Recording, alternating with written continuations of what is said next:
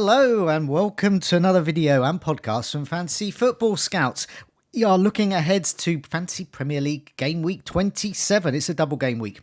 This time around, we are focusing on the underachievers on the goals imminent table. We'll also be looking at the assists imminent table, and what we'll do is explain a bit more about what they do and how underlying stats can help predict future returns. That is the aim anyway.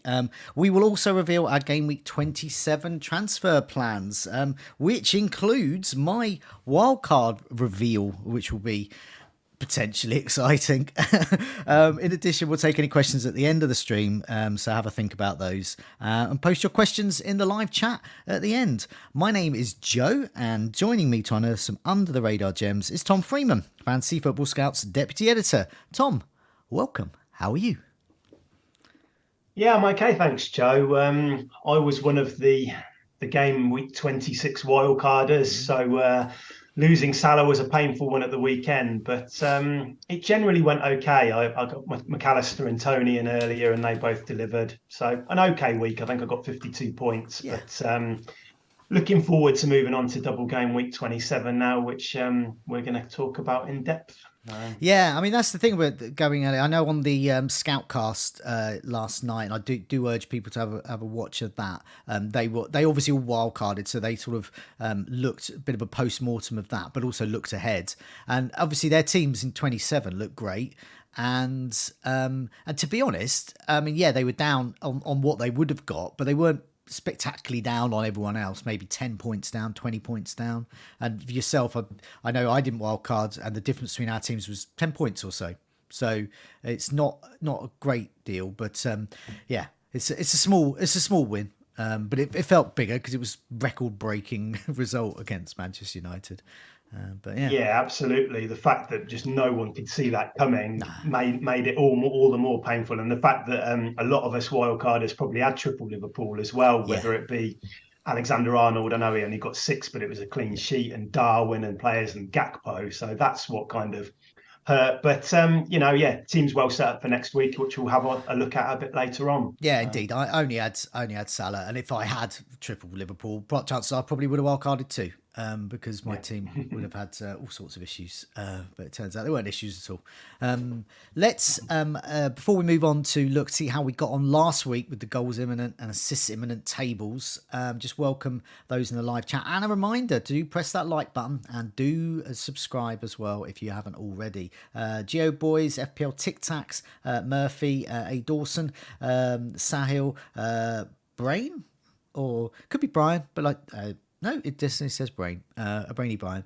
FPL Springbok as well. Thanks so much for joining us in the live chat. Have a think about some of those questions from me and Tom at the end as well. And a welcome in advance to those that will join us shortly, no doubt. Okay, goals imminent. This is how we got on last time. So, I'll tell you what, Brighton really have helped us out on goals imminent and assists imminent. So immediate return. Top. He was the cover star of last week's show, top of the table, and rewarded us with a goal. He's on penalties, of course, and people say, yeah, but it was a penalty. Yeah, it was a penalty, and penalties equal goal, which equals points. It's exactly the same. I don't care how they go in. And meanwhile, Mitrovic blank, Jesus blank, Nketiah blank, Solanke, who's forever on this table, forever getting assists and returns and looking good, but not scoring. Shared, I didn't play because of that concussion, something we mentioned on Team News video. Do look out for that this Friday as well, Team News with myself and Neil. Tony, he rewarded us with a goal. Yes, but he's on penalties. Yes, he's on penalties. Wilson, the blank. Felix, blank. Fernandez at Manchester United, blank. So yeah, looking at this list here, I mean, were we spectacularly unlucky not to get more, or okay? I mean, obviously Jesus didn't play. He's just there as a reminder to us of his potential. Yeah, and there were other players that missed out as well, weren't there? And Nketiah missed out. We've got a couple of Mikel Arteta pressers this week. We've got the Europa League one and the one on Friday, so we'll get an update on both of those players. So yeah, maybe a little bit with that. Shah missed out, like you said as well. Mitrovic was quiet last night, I thought. tough opponents, but not quite happening for him at the moment. He's getting frustrated. He got booked for dissent in that one, I think. So, yeah, Wilson had a very good chance, though, against City, didn't he? Him and Joe Linton had chances, and Fernandes did as well, to be fair. He missed that header, didn't he, early on in the Anfield match. So, maybe a little bit unfortunate not to get more, but good to see McAllister and Tony, who were both in my wildcard team. They delivered in a big way. And it shows the power of penalties as well, something you can rely on. Not double game week last week, but both rewarded us. If they can just get another penalty, that's a really great return, especially for McAllister. 5.4 million. What a handy price that is. Let's have a look at assists imminent. Okay, so this was last week as well. Once again, my team Brighton helping us out again. Trippier, top blank again. He's forever. I mean, let's just stop there with Trippier. Is he just gone? What is it? Is he gone off the boil? What? Why is he promising these assists and they're never occurring? Well, I think because Newcastle just aren't scoring. Okay. That's the problem. I think the stat is something like 3 goals in their last 8 league matches or something like that. So if you delve into Trippier's underlyings, despite 4 blanks in a row, he's created more chances than any other defender in that time, more than Trent, more than Robertson, more than Estupiñán. So he's creating chances, but Newcastle just aren't converting them. Now, the fixtures the last 2 have been tough for them. Yeah. So I think if you own Trippier now, I think the fact that he plays in game week 28, he has a double in 29, I think you hold him. I think it's a no-brainer. And I don't think it will be long before he finds his way off this assist imminent table and delivers. But it is a bit concerning when you have 4 blanks in a row, but I think he'll come good. Okay, March and Gross. So some people went for March. You marched in your team, I believe. And I benched him, but I did go for him. Yeah, I always think he's pretty unlucky not to score every match because he always looks. But maybe that's the historic quality, or rather lack of, in terms of scoring ability, catching up on him. He's getting in those positions, but he's not tucking those chances away, whether they be an assist or a goal. It was sort of an assister of the assist in the weekend. Yeah, that happened twice at the weekend, didn't it? And he had a good opportunity himself. If you look at the stats, McAllister kind of had more shots and created more chances, but Marsh wasn't too far behind, and he looked good. And I think if you've picked Marsh over Mitoma, which I did, I'm going to keep the faith, because I do think there'll be, with Brighton, I just think we've got to get used to it, that in quite a few weeks, 2 of the 3 will probably deliver. And if you go and start shifting them all around, then it will probably be Marsh who delivers next week. So I was encouraged by the performance. I do think the finishing ability maybe isn't quite at the level of somebody like Mitoma, but I think from that right wing role, he will get chances. We spoke about it quite a bit before, haven't we, Joe? That Dizabi, he gets that right winger into good positions in the box, good goal scoring positions. So. Yeah, I'm happy to keep the faith. And Gross, he's probably the 4th in the list of that midfielders, isn't he? But he's on corners, isn't he? Yeah, he's on corners, and that's the assist potential in a nutshell. Yeah. Also, he was when he was his final season in the Bundesliga before he joined Brighton. One of the reasons he came to the Premier League, and he was so sought after by Brighton, and everyone else ignored him for some reason, was that he was the top assister in the Bundesliga. Which is, a great achievement for a player that most people never heard of, and comes over, and he's still got that assist potential. He's still on those corners. And if McAllister is perhaps late back in 29, penalties, I think, would move to Gross. I'm fairly certain. He certainly had penalties before McAllister. So and he might be pushed up a bit further as well, because he's been next pushed up there. Will Gross be in the one? Well, it would be typical FPL, wouldn't it, if he comes out as the top scoring double game week player? But I wouldn't write it off. It could happen. And the fact he's on these table, he is creating chances. So let's see.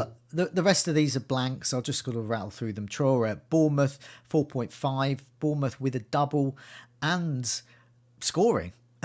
They're conceding, but so Traore could be a useful enabler. He's got the assist potential. Havertz at Chelsea, I think, has just been confirmed as the number 1 penalty taker with Jorginho going. So 7.6. He's got the assist potential. He's on penalties for Chelsea, who have a double. So definitely a player to bear in mind. Sancho, Manchester United, still there.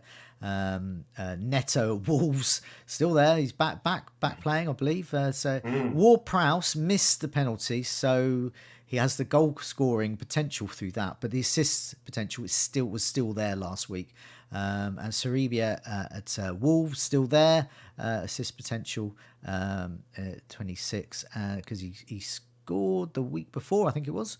And Willian at Fulham always got assist potential there, but it wasn't to be. It was Andreas who got the assists for Fulham last night. So just before we move on, out of that lot there, anyone you particularly want to pay note to?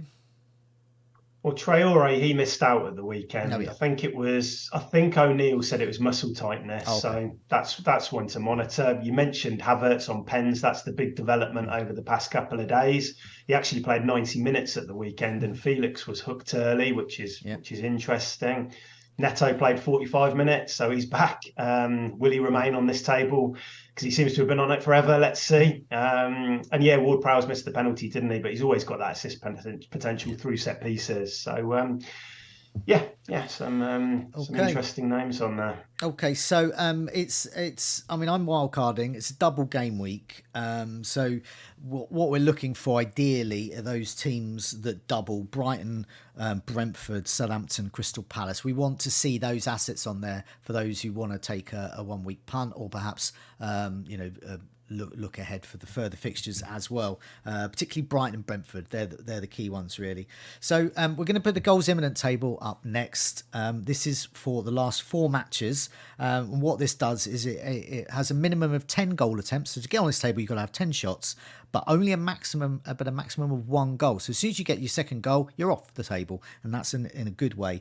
It's sorted by expected delta. So just for the expected delta stat nuts, I've bunged a bit of that in to give it some credibility, it has to be 4 matches, not game weeks, because there's so many doubles and blanks. We've got to make sure it's even the last 4 matches they have played, which is why we keep seeing Jesus on it, because just a reminder, the last 4 matches he played, he was due more returns. Expected delta, by the way, which we're going to put on the table, that's the difference between what they have scored and what they should have scored there. And there's 3 main outcomes. Score more than the goal of 4 matches, as I said, you leave. Underlying stats drop off. You just fade off the table that way, and that's not a good way. And then the other way, the Nathan Redmond way, you just stay there forever, perhaps all season, always looking like you're going to score and never scoring. So there might be a few contenders there this time around. Okay, let's have a look at this goals imminent table. I'll just go down the list and then you can give your views, Tom, about these. So McAllister, he's still top. He scored last week, but he's expected to score at least 1 more over the last 4. He's had 5 big chances, missed 4 of them.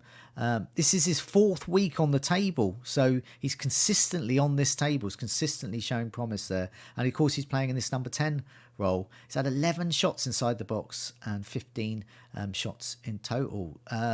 He's good for the double, isn't it? I mean, nigh on. No, I'm not going to say the word essential, but yeah, he's very good for the double game week, isn't he?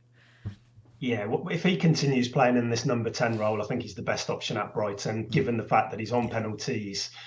He got the assist at the weekend as well, so it's that kind of, I know it's a flick on from a corner, but it's that kind of dual threat. And yeah, I think I'm glad I went with McAllister, because I think everybody who's been playing a wild card, or even just using free transfers, picking that Brighton midfielder, I mean, you go around in circles with it so much, but they're all good options. But McAllister looks great.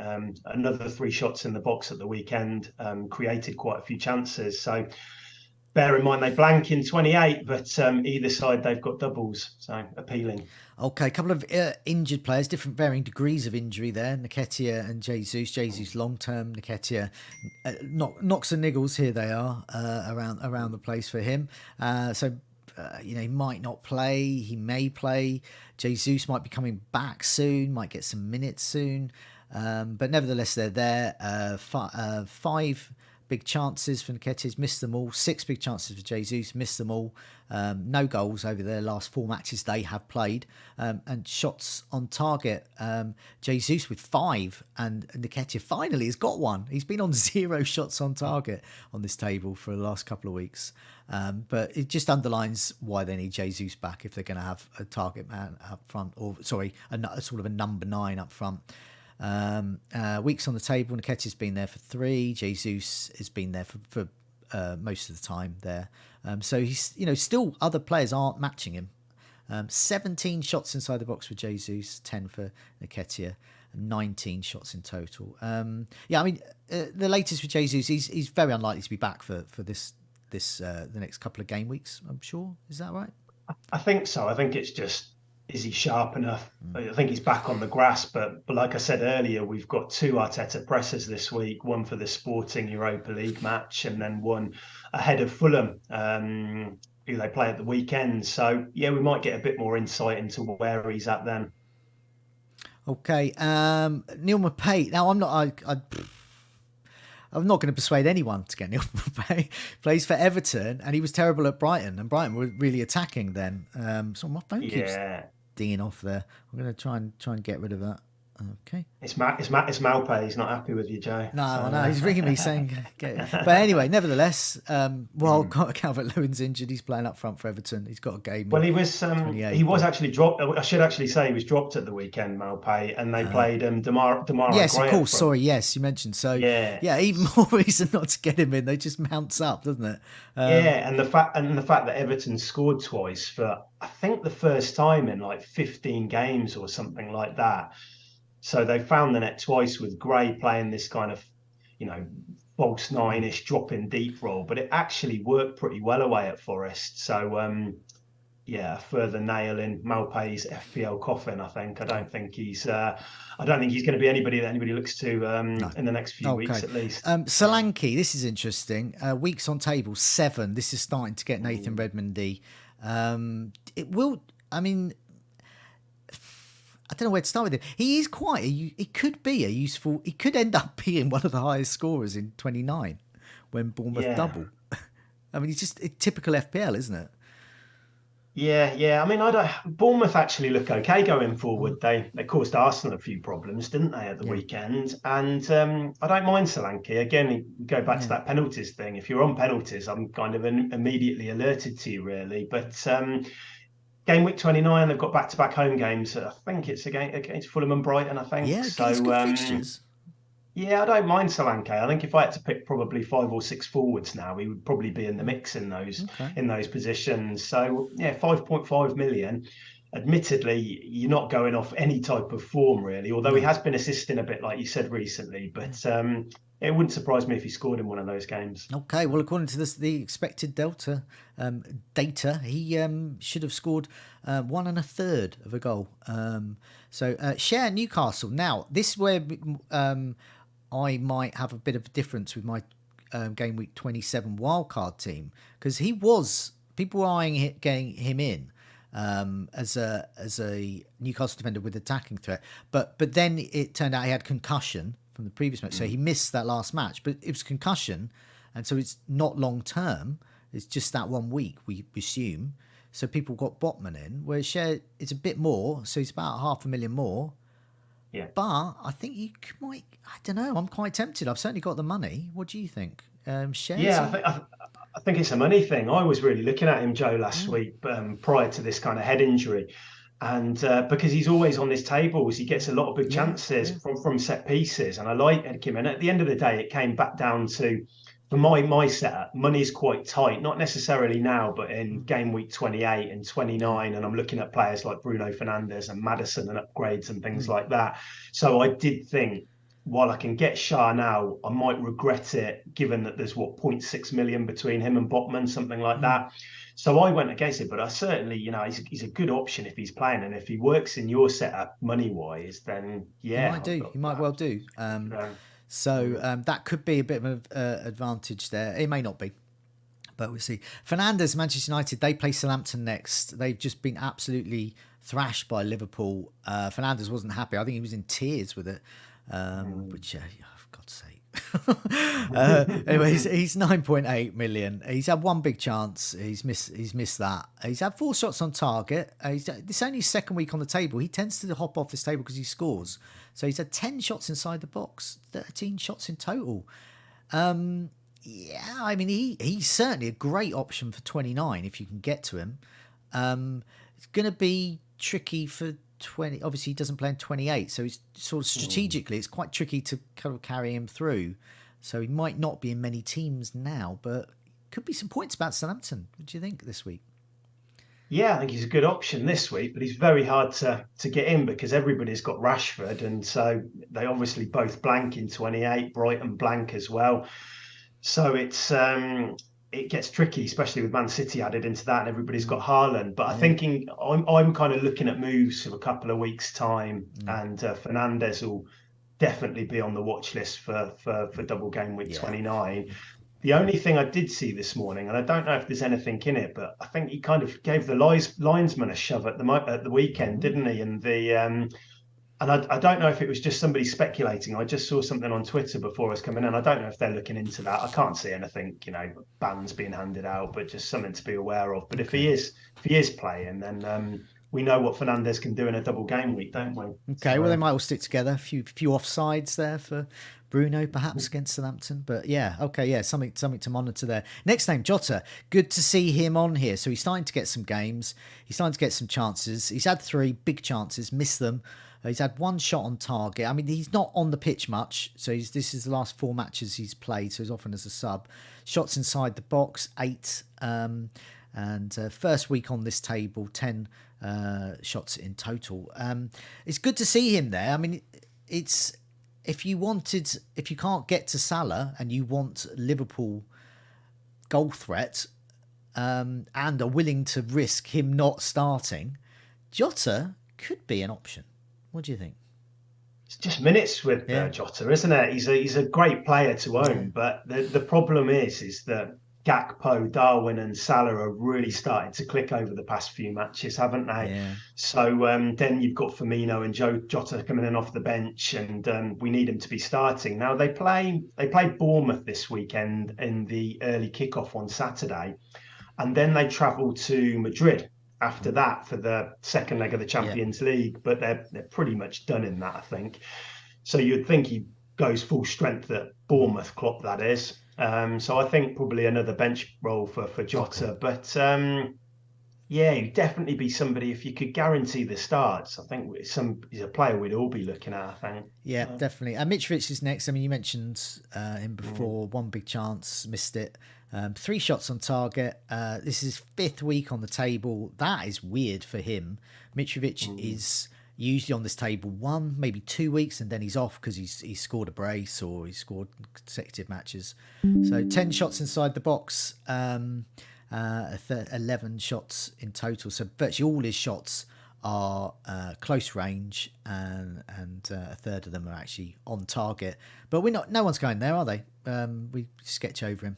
Really, they've got Arsenal and then they blank. It's more who they're playing in future. Iheanacho, first week on this table. Now we're talking. He plays in 28, double game week in 29. If I have a space up front, Iheanacho is definitely near the top of that list. Let's go 6.2, 4 big chances, missed all 4 of them, 3 shots on target. First week on this table, he's had 13 shots in his last 4 matches, and he should have scored 1. He should have scored 2, around 2. He scored only 1, and he's 11 shots inside the box. He's a great option, actually, isn't he? Do you think he's going to start, or is he another one who might get benched? Well, I like Iheanacho a lot, and I'm kind of bemused why he doesn't play more. He's only just recently got back into the team. Now, the only thing with Iheanacho is that he was really wasteful against Southampton at the weekend. He missed probably 3 chances in that one. Okay. I think at least he's getting chances. That's a good thing. But the problem for Leicester is they haven't scored a goal in their last 3 matches. So the worry is, well, if it isn't quite clicking for them, Rodgers has got options, hasn't he? He's got Vardy who can come in. He's got Daka as well. But 6.2, I really like Iheanacho when he plays. He's been linking up well. Maddison's back now. Barnes got a bit of an injury, but I don't think it's too serious. Tete, so there's loads of firepower in that Leicester side. They play in 28, they double in 29. So yeah, he's definitely worth looking at. It's just that slight concern with minutes. Okay, let's move on to the assists imminent table. Now, this is similar theme. You score more than one assist over the last 4 matches, you're off the table in a good way. If you can fall off the table by simply not having so many chances created. There's a minimum of 7 for this one, so all of these have got at least 7 chances created over the last 4 matches they played. So if you don't do that, you move off the table. And of course, you could just forever be on this table, never fulfilling that promise for the assists there. Usually we see Trippier at the top of this, but he's starting to move down a little bit. 12 chances created, 19 corners. These are still great stats. 12 successful crosses.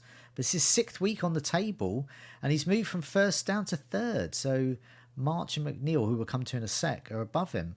Trippier, this is... What would you do if the next time we do this table, Trippier's still there, but he's sort of towards the bottom and sort of edging off? What would you do? I think I'll have other fires to put out first. Unfortunately, I think I wish I was in a luxurious position to move on. I don't know. I think I would let Newcastle play this slightly. Okay. Like, got a better run of fixtures, haven't they? What have they got? They got Wolves, they got Forest, then they've got the double game week. So I think I would just let that play out and then maybe reanalyze it in like game week 30 and see where we're at. Because like I said earlier, he's still creating chances. Newcastle just need to become a bit more clinical. Wilson isn't quite firing. Almiron's not hitting the levels that he was pre-World Cup. I'm not sure he'll ever get back to those because it was a crazy goal-scoring run. But I do think that once Newcastle starts scoring a few more goals, naturally Trippier will get that assist. Okay. Well, at top of this table, it's another Brighton player. It's March, Solly March. We talked about him earlier. He's created 11 chances over his last 4 matches. 10 of those, 10 corners during that time. He's actually scored once. He's had 5 successful crosses, and this is his 3rd week on the table. These are great stats. He passes the eye test. Can't quite put some of the chances away, but he's getting a lot of chances, and he's got potential for points across the board, assists and goal. He's good. I mean, you probably must be pretty happy to have him in your side at the moment. Yeah, it's one of those when you see when Matoma got the points at the weekend, but then, I think I've seen enough from Marsh over these past kind of month or two to keep the faith with him, and wouldn't surprise me if he was the top scorer in mid-E as well, and then in the next round, and Matoma doesn't do quite as well. I think it'll go back and forth a bit between those two, but both good options. And yeah, Marsh does have that kind of assist potential, which Matoma probably doesn't. Yeah, definitely. So next up on the list, Everton. So once again, Everton are useful to an extent in that they play in 28. So McNeil for Everton, he's starting to not just appear on this table, but first week, but he's near the top of this table. 9 chances created, he had 8 corners, 9 successful crosses. It's just Everton aren't quite there, really. They're sort of a good championship side at the moment. But McNeil is... No one's, I don't know, get either, but I guess it's more people who sort of already own him or maybe considering wildcarding or using a chip. Should they field him? But I don't think he's a bad player to have, but he's certainly not a player to get in. What do you think? Yeah, exactly. Joey won the penalty at the weekend and got the assist. But I think under Sean Dyche, he's going to be on this table quite a bit because of the approach that they have. They get the ball out wide and he delivers a lot of crosses into the box, as you can see there. So, not an option now. It was probably for Everton's double that people were looking at him, but might come back onto the radar later in the season. Next up, Havertz, player I am tempted by, I must admit, just purely for FPL points. So, maybe much maligned here, but he's created 9 chances his last 4 matches, a couple of successful crosses, just his 2nd week on this table, and he's on penalties. I don't think he's a bad option at all, particularly in game week 29 when they double. What do you think? Yeah, we just need Chelsea to start scoring, don't we? Yeah. Because at the moment it's what they just scored 1 at the weekend against Leeds, didn't they? Yeah. So I like Havertz. He's got goal score in threat. He's got assist potential.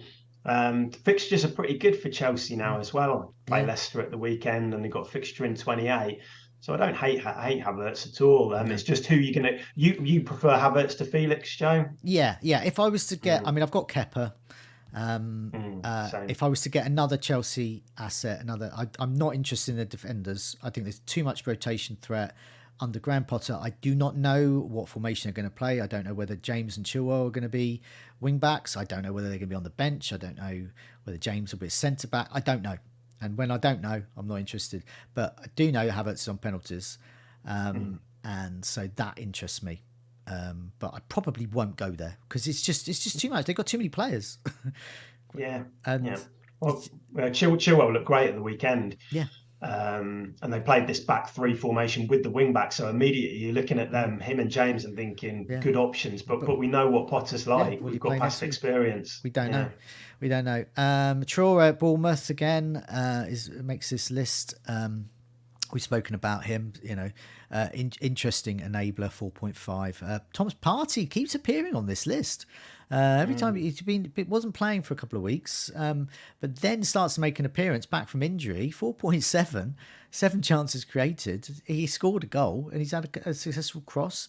So once again, a useful enabler, but probably no more than that really. Useful enabler, plays in 28. Sancho, Manchester United, 7 chances created. Third week on this table, probably won't go there, but Gameweek 29, a differential to consider, do you think? He just needs to nail down a place, I think, Joe, because he was on the bench at the weekend. They've got Weghorst and Rashford. And play, the setup at the moment, and even Garnacho's eaten into minutes as well. So it's quite hard if he was nailed on, I would consider him, but until he's kind of guaranteed of starts, okay, I'm not looking at him at the moment. Okay, we got Doucouré at Everton, 5.3. Once again, a useful enabler, plays 28. He's got pedigree scoring and assisting. So 8 chances created. He scored a goal. You're going to be lucky to get more, but you never know. You never know. But it's been on Ward-Prowse because he is playing a double, and I have considered him. 6.3. Southampton seem to have improved slightly. 12. These stats everyone knows. 7 successful crosses, 12 corners. I mean, it's the set piece threat. Obviously, he's on penalties. Missed one at the weekend, but that's unusual for him. 10 chances created. Has scored a goal. 8 weeks on the assist imminent table. Will his assist ever come, do you think? Yeah, he picked up quite a bit of interest with a lot of wildcarders last week. I know quite a few people who bought him in. He's been playing really deep under Sellers. There is that. I think he's just had 1 penalty box touch in 3 matches under him. So you are relying on set pieces, penalties, that kind of thing. But yeah, he plays twice. So 6.3 million. We've just spoken about penalties with players like McAllister and how useful it can be, providing they score, that is. But yeah, I don't mind him for an option for this game, but he is playing deep under Sellers. So it's not like he's playing that number 10 role like he was under Nathan Jones earlier in the season. Okay, and Sarabia at Wolves. Once again, yet another useful enabler. He has scored in the last 4, created 7 chances. He's had 9 corners, 6 successful crosses. These are good stats.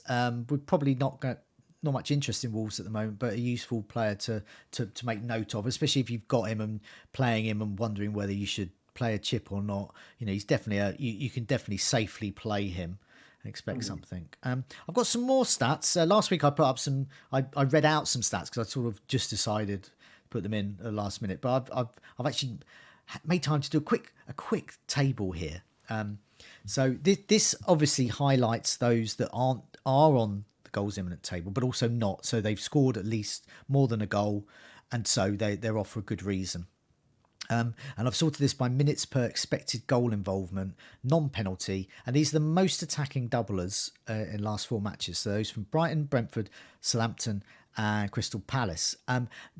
I stopped at 9.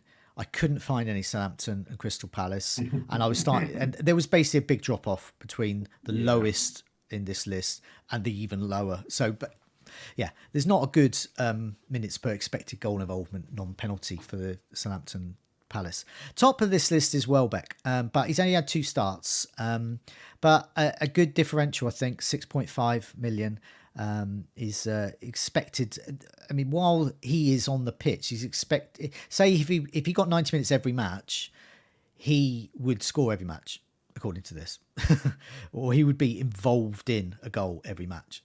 So where do you see the striker role at Brighton at the moment, Joe? Because you've got Ferguson, you've got Undav on that as well. Is there a pecking order right now, or is it will they just rotate? I think De Zerbi, as we can see with Steele coming in for Sanchez, he does look at training. He looks at previous matches. He looks at performance, and no player's too big to remove. And Potter was quite good at that. I mean, Sanchez himself came in for Matty Ryan, I believe, from my memory, and it surprised everyone as it did this week. Suddenly Steele's in, so it wouldn't surprise me to see Welbeck up front. It depends on the opposition. I don't think Welbeck is more than 60 minutes a match. I think he's going to be a really good impact sub, or he'll come off around 60 minutes. So it's probably not what we want in terms of minutes. But as this shows, when he is on the pitch, he is the most potent attacker during this double out of these doublers. So something to consider. Undav as well, he doesn't pass the eye test as much as Ferguson, but nevertheless, when he is on the pitch, he only had 2 starts, last 4, and he's only had 5 FPL points. So, but nevertheless, his expected goal involvement is around a goal involvement a match if he was to play, 90 minutes every match. But it's lots of ifs and buts there. But McAllister and Tony I've highlighted because if you're looking, it's these guys here, McAllister, Tony, March, Bomo, and Matoma. These are the guys that start every match. They play every match. They don't get subbed until very near the end, if at all. And they've got lots of points, loads of points. McAllister, 18 FPL points, last 4. Tony, 20. March, 18. Bomo, 21. Matoma, the pick of the bunch at 28, even though his expected stats are lower, and minutes per expected goal involvement there. So McAllister every 117 minutes. So this is non-penalty. So that is really important. Tony, he's on penalties, but this is non-penalty. So they're better than March, Matoma there. But nevertheless, you look at those points. I mean, that's why I favour McAllister, and I cannot stomach going all in on Brighton in a double game week and not having Matoma there because he looks too good. And so one's got to miss out. But March is up there. He's really good here. And Bomo, Tony, these are good options. If you can't get to Tony, Bomo, go for it. Ferguson, what a useful enabler. He's on this list as well. Minutes per expected goal involvement, not as good as some of the others here. But nevertheless, he's got 11 points from his two starts. Anna's got a goal. So, where are you at the moment with Brighton and Brentford attackers? We'll come to your team in a sec, but you've got March, McAllister, Tony. Yeah, I've got those 2. I've got Marsh and McAllister from Brighton, and I've got Tony from Brentford at the moment. But I've got 2 Brentford backline options. I've got Raya and I've got Henry, and then I've got Stupinan as well. So I've tripled up on both already, so I can't add another one. But Mbeumo, he'll frustrate you, I think. I mean, how many times did he hit the woodwork last season? And last night he missed a sitter from a Rico Henry cross quite early on. But he's got more points than Tony in his last 4. So yeah, absolutely. Hit the bar as well. Yeah, but he can do it. And if you haven't got the money for Tony, I don't think it's a bad option. But he does miss quite a few chances, so it can be quite a frustrating watch. But he's probably the second Brighton attacking player you'd go for because there isn't that much aside from Matthias Jensen in midfield, and I'm pretty sure Mbeumo is a better option than him. So Tony and then Mbeumo is probably the top 2 at Brentford attackers anyway. Okay, but these are interesting stats. People leaving that here so people can go back to this video and they can have a look at these stats here. to if they've got a choice, especially if money is a bit tight, which it probably won't be for most, but you never know if it fits in with those plans and looking to get cheaper players, you can get some really good value.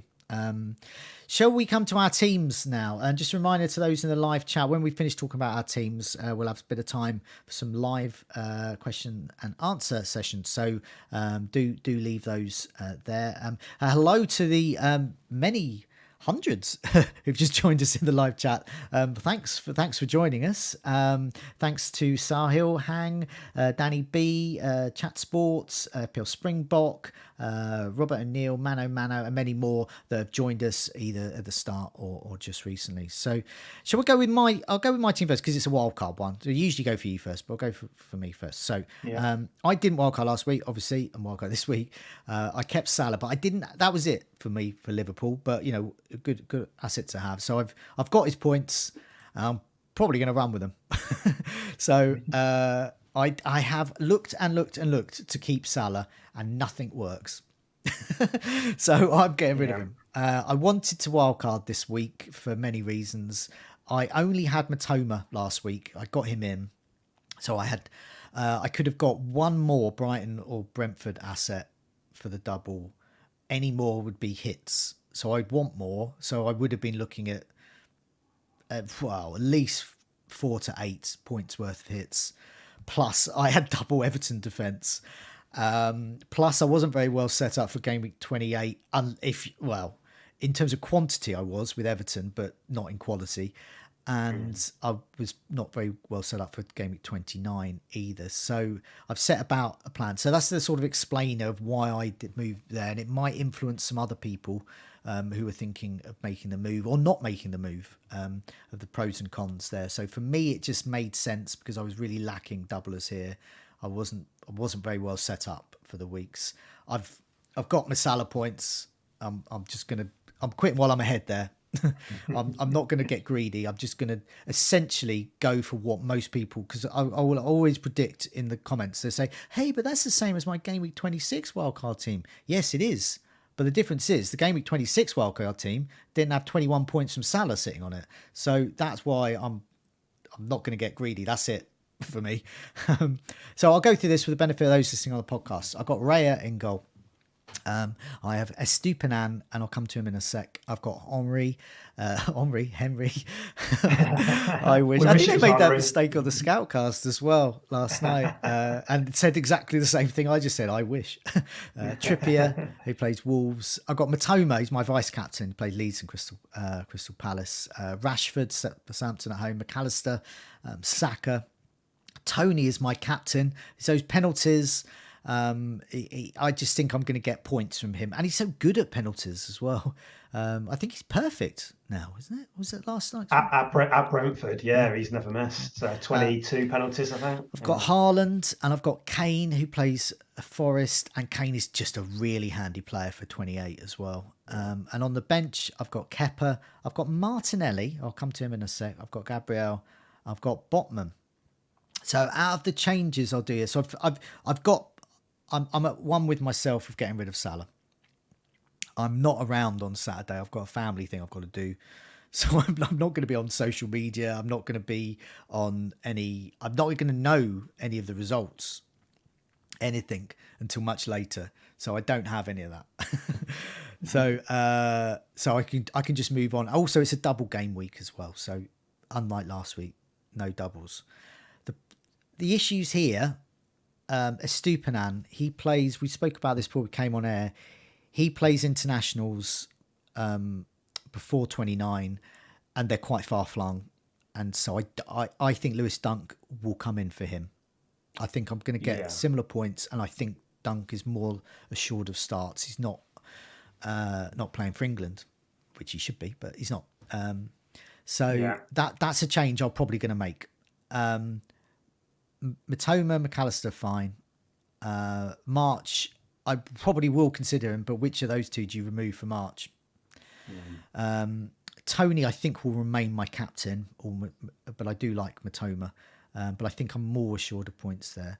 Martinelli over Odegaard, because weirdly, everything I hear from Arteta, appears to be he is manufacturing his team around Martinelli. I played, playing Trossard. Why do you play Trossard false nine? Because it brings out the best in Martinelli. Okay. And and it just goes on like that. And he's always talking about Martinelli and how he's needed, and it was important to give him a breather the other day. And so the way he referred to that as a breather when he missed a match, it just sounds. I mean, do you get that impression as well? Do you think Martinelli is like surprisingly more nailed on than many people think?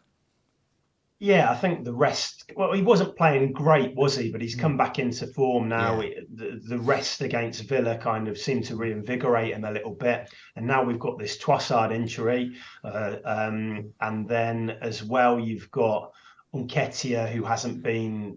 We don't know. I think it's more of a niggle rather than anything long term with him. But Jesus isn't ready either. So all it's doing is just securing Martinelli's minutes more. Yeah.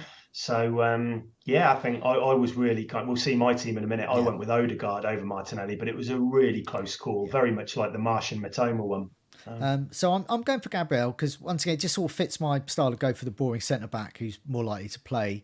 But a lot went for Zinchenko because he's got that added goal and assist threat. So, I mean, if you were, wildcarding now or looking to the future, which of those two would you get in? I went Gabriel just because it's the minutes, and I've had Gabriel for quite a long time this season, and I owned him for a while last year, and he has got a bit of goal threat with him from set pieces. He scored a few goals. I think he's got the highest XG of any defender this season. At least he had last week when I checked. So I really like him. But Zinchenko's come back in, and he's looking good in that role. But it's just it's minutes really with Gabriel. Feels quite secure with him in there, but you probably can't go wrong with either, really. No, I don't think so. Botman, we mentioned Cher before. I'm gonna weigh up the potential moves I want to make, and if I can still do that and upgrade Botman to Cher, even though I'm benching him this week, I do think long term Cher could be a better option. Although he possibly will be on the bench most weeks, so perhaps I should go for the cheaper one.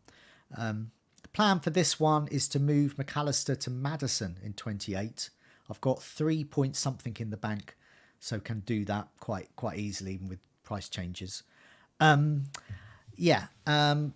the move there. And 29, I don't know, and so I'm leaving myself open. So in Gameweek 29, I'm set up quite nicely, and I don't know. I'm just keeping it flexible there. Maybe Tony to Watkins, something like that. I don't know. I'll have a look. Maybe an extra Manchester United player. Maybe one of those. Maybe Henry to a Manchester United defender.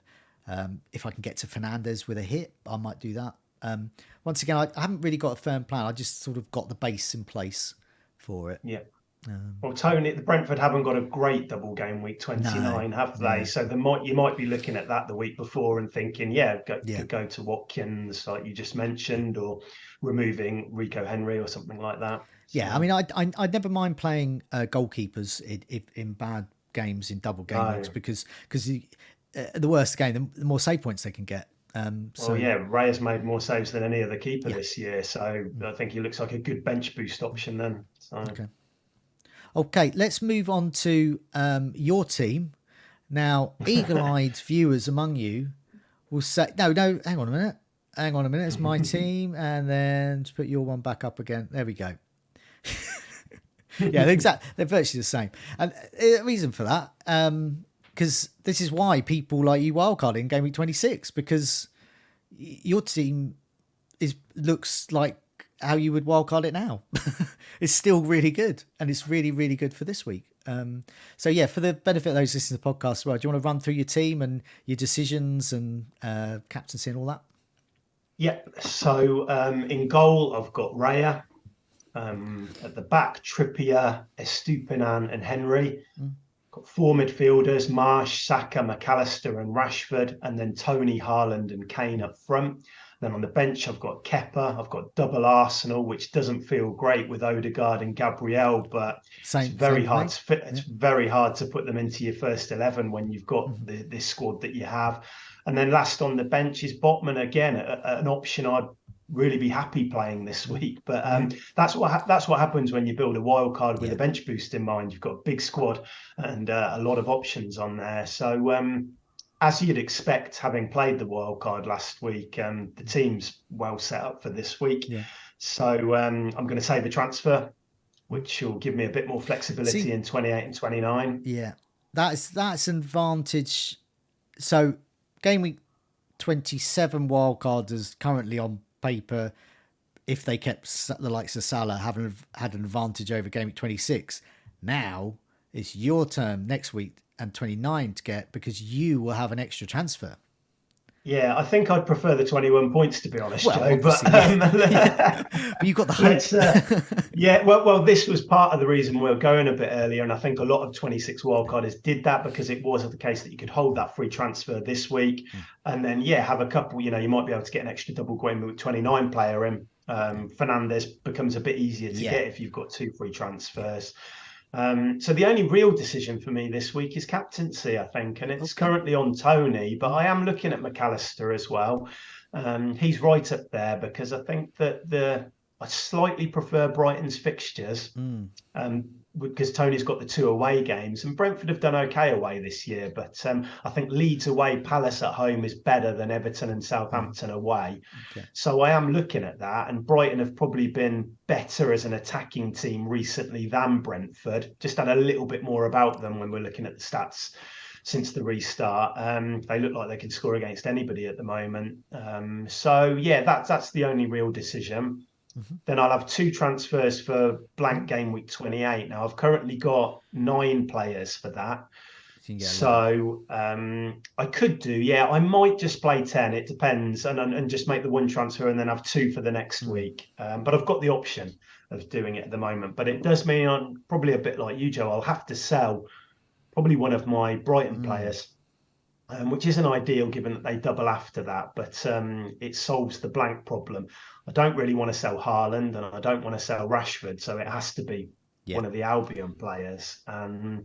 But then, go into game week 29, got my eye on Fernandez, but I also really like the look of Jarrod Bowen as well, who's got those 2 home games for West Ham. So he could be, if I'm not sure about the double United attack for whatever reason, then Bowen would be somebody I could move, maybe Solly Marshall or McAllister, because we spoke about Estupiñán and the international break.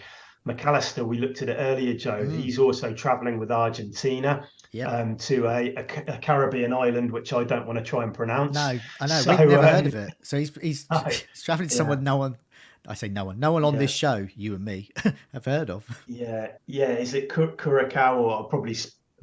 I get most of my pronunciations wrong, so I'm guaranteed to get that one wrong too. But anyway, he's travelling over there for it, so that might be a move, McAllister to Bowen or something like that in game week 29. But the team feels good, as it should do after playing a wild card. And I mean, losing Salah hurt, but let's see how it looks after 3 or 4 weeks. A tough place to be. Your team's too good. Your bench is too good. It's well set up for 28 and 29. Nice position to be in. It's a real first world problems there. Everyone in the live chat, do remember to press that like button and do remember to subscribe, but also have a think of some questions as well. So what I'll do is I did see a question earlier, so I'll try and go back to that. And then while I'm doing that, you can have a think of some questions. Then I'll scroll back down the list and do put a question mark on it so I'm aware that it's a question there. So Faisy asked towards the beginning of the show, saying that he didn't wildcard last week, and because he had Robertson, Salah, and Andreas from Fulham. And he had quite a substantial rise, as you would with those players. Now he's got two free transfers, but here's the rub: 0 double game week players. So strategically, which is it better, to just cash the profit and move on and wildcard? That's exactly what I've done. So my answer to that is yes, because I've literally done that. I've been in that position. I've only got 1 doubler. I had a lot of those, a lot of other players that did okay, and I've sort of quit while I'm ahead. Let's go. I'm just going to join the wildcarders. But having said that, if you didn't want to go full in with 2 free transfers, you're 1 up on I was. So you can get 3 double game week players in for just a -4, and I think for a -4 you can get 2 Brighton midfielders and Tony, or a couple of defenders and Tony and captain one of them, and that will probably set you up. So that's a decision for you to come to, Faisy. But I think if you're looking at -8s, -12s and things like that, then maybe it would be time to press the wild card. But if you can get a team out with those players, retaining Salah and co, and getting double game week players just for a -4, I if I was you, I'd be tempted to keep it. It was just that touch too far for me. But yeah, Tom, do you reckon that'd be okay if you can just do it in -4? I think it depends on his or her strategy, because the players that you mentioned that did well, they all blank in 28, including Andreas. So what are you?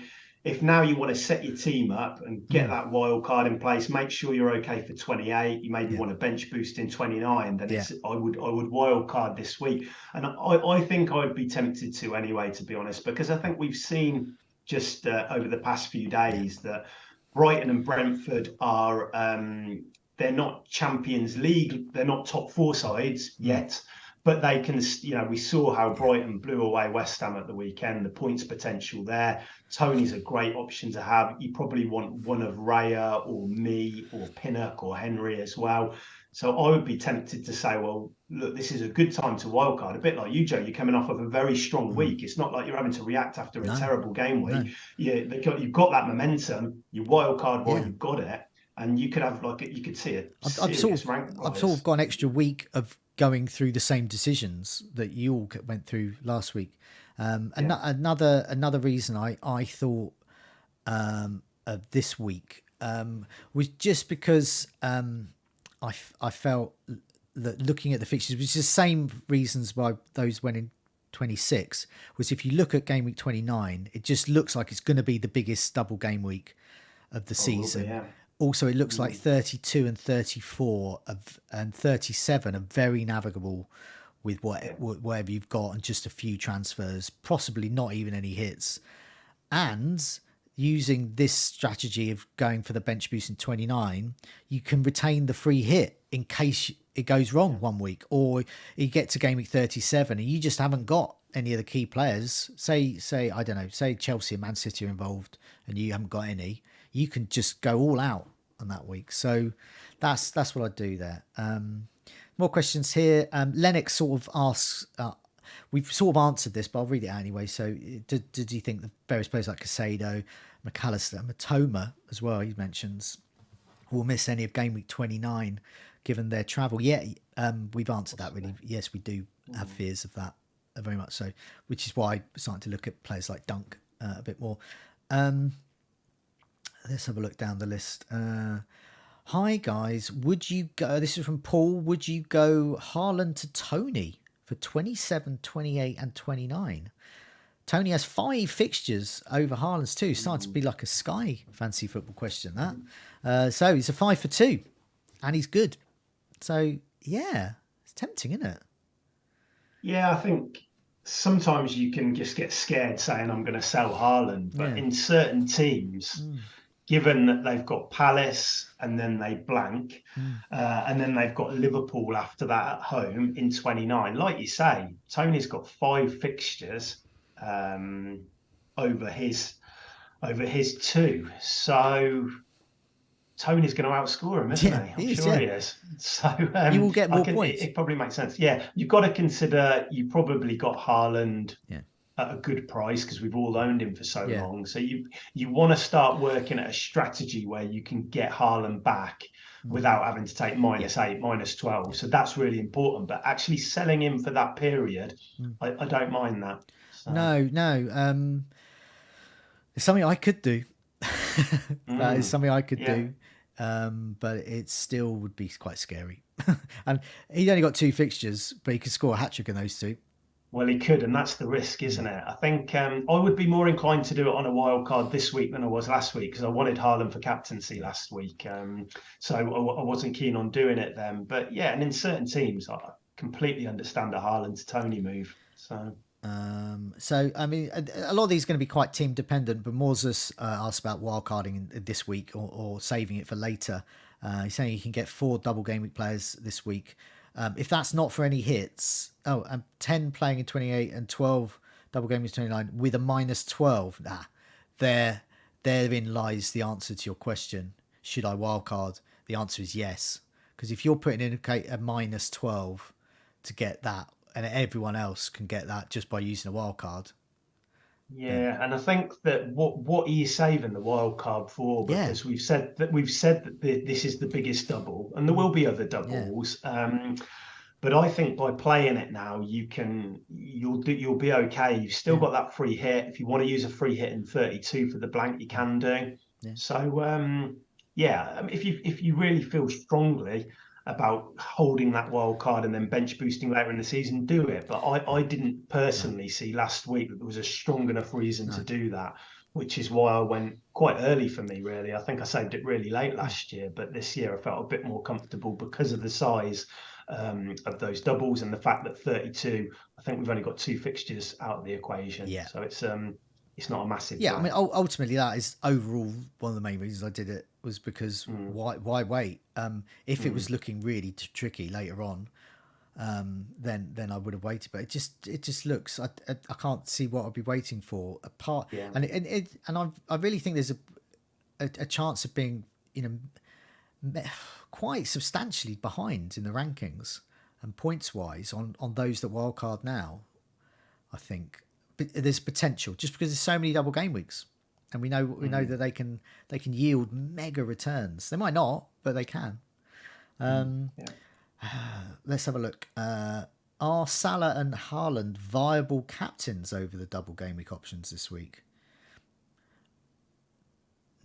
Yes, but no. Well, look, we saw what Salah could do at the weekend. We all know what Haaland can do. Yeah. Of course, they've got good fixtures at Bournemouth and Palace, but I'm going to chase that kind of upside of a double game week player. I think the fact that Brighton are playing very well, Brentford are playing very well. They haven't, we're not talking about captaining Weghorst or Emmanuel Dennis here. We've got good players in good teams.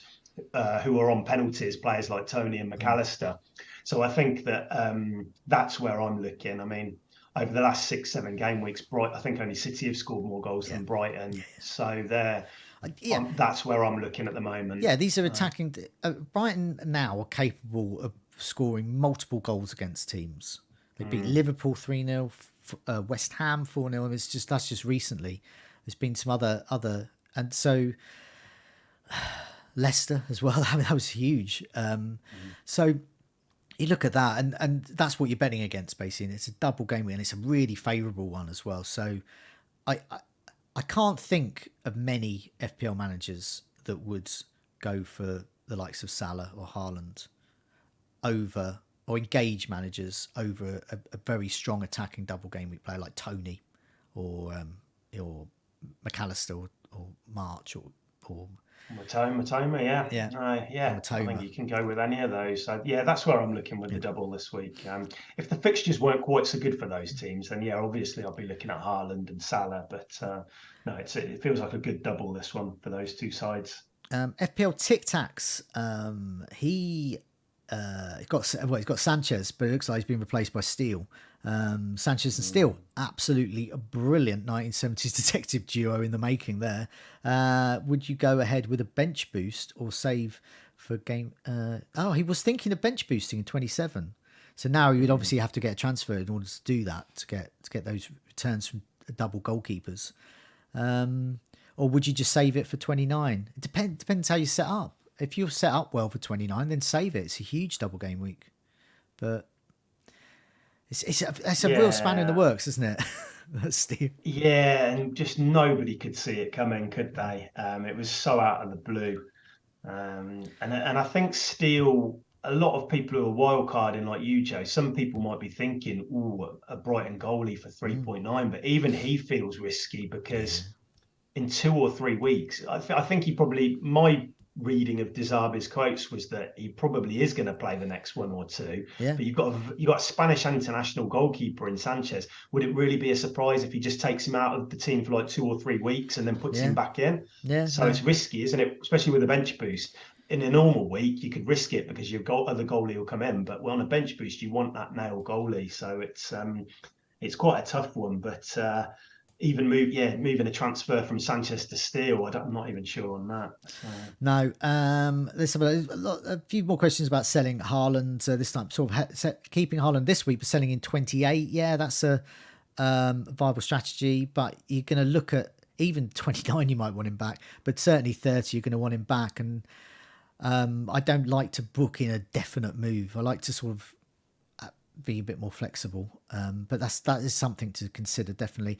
Is Brennan Johnson a good option from 28 onwards? He looks sharp, says John Cahill. Yeah, quite simply he is, and he's a good differential. Not many people go for him. Yeah, he's doing really well, isn't he, since the World Cup? I think across the season he's done well, but he just seems to have been got 7 attacking returns, I think, since game week 17. Forest have got a decent double. Now the thing is that they're not very good on the road. Forest, I think they've actually only scored 3 away goals all season. Forest, yeah. So that's a worry because one of the games is away, but they're very good at the City ground. So I think Mark's got Johnson in his team, hasn't he, and did very well from them at the weekend. And so if you pick the fixtures and the timing, they've got Gibbs White in there. They're looking quite creative. They've got Chris Wood, who's been a bit more of a facilitator for Johnson. So I think he could do well, but it's just I'd like to see a little bit more from them away from home for him to become a real option. I don't hate it. Good differential.